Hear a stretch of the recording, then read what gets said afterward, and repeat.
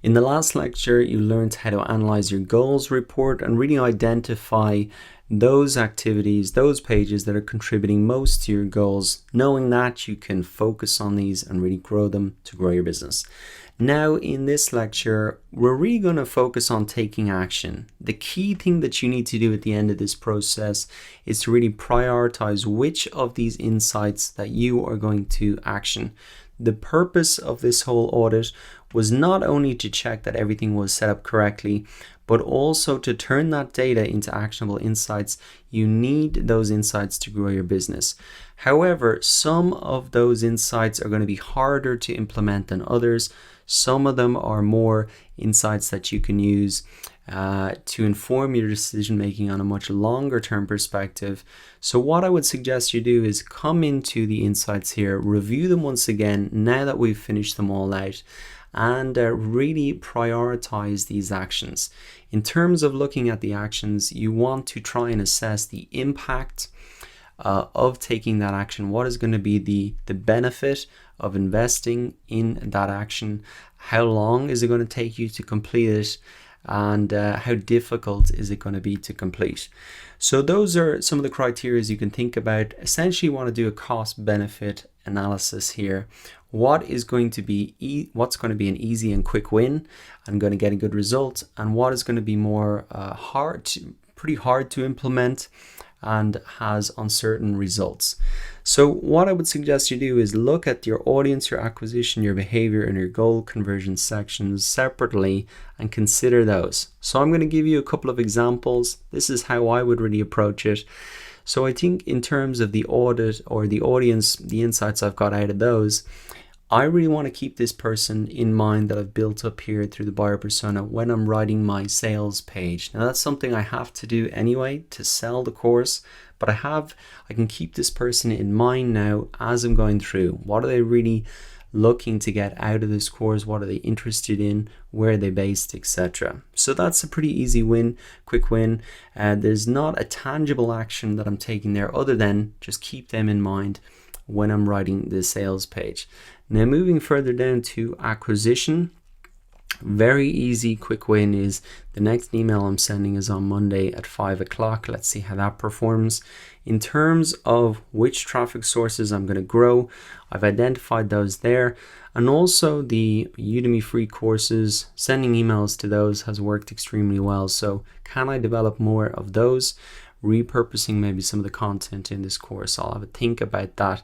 That could take a longer time, obviously a longer time frame to see results, but they can deliver results, these channels, over a really long period. Now moving down into behavior here, we've looked at the landing pages, all pages, exit pages, report. I've got a clear action for me there. I've got some bad landing pages that I need to work on. I'd say that the marketing pages is the one I want to update. It'd probably take me an hour, maybe a little bit longer to write that list and to add that PDF download.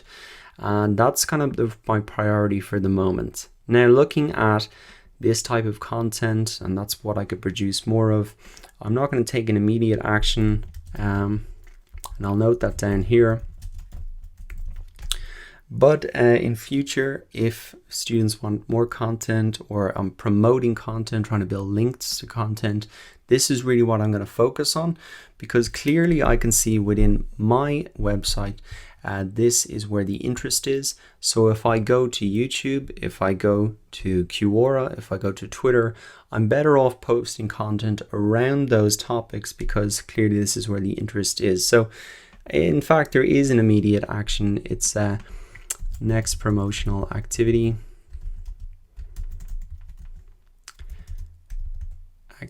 around this content. Okay, so good to clarify that. Sometimes you don't really think, even as I just did there, until you say it out loud, think about it, you don't really realize the impact of some of these insights. As well as the exit pages, I think interlinking my pages, I need to do that from an SEO perspective now that I've got a lot of pages with content, and also to keep people on the site longer. And in terms of the conversions, look, the PDF downloads are really working.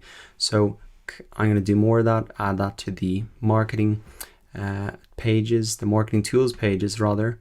and see where else I could maybe use this strategy off my website, maybe on other marketing channels as well. So I'm going to wrap it up there. I'll think about that even further myself. I think that just gives you a flavor of my thinking and how I might approach that. So I recommend you do something similar. Always just look at the cost and the benefit. If the benefits are really uncertain, then maybe it's not worth investing your time in. It's probably better to get a tangible result than no concrete results at all. All right, so I'm going to wrap it up there. The only thing that you'll have left to do is maybe do the quiz in this section of the course. I really hope you enjoyed this section of this course, that you got a lot out of it. Personally, every time I come into my analytics, I learn something new. And now you also have a process to consistently improve your analytical skills and to keep coming back into your analytics. We've set up that custom dashboard that's going to be sent out to you on a weekly basis. You've also got those alerts set up to get notified when there's traffic drops and spikes. And also then you have this audit checklist for Google Analytics to work through on a monthly basis. And I know for me, the next audit that I'll be doing is on the 26th of July, or the 26th of August rather, to review the previous month. So I think I'll stick with this date, just do it on a rolling basis. And I can just add a new tab or even duplicate this one here. And then I can have them all listed out. I might change the months to show that there. But you can really see that this is a process you can just roll forward and forward. So you've got it on a monthly basis with the checklist, you've got it on a weekly basis with the dashboard, and you've got it for any special activities with the custom alerts. All right, I'm going to wrap it up there. I really hope you enjoyed this section of the course and that you're much more familiar now and confident with Google Analytics.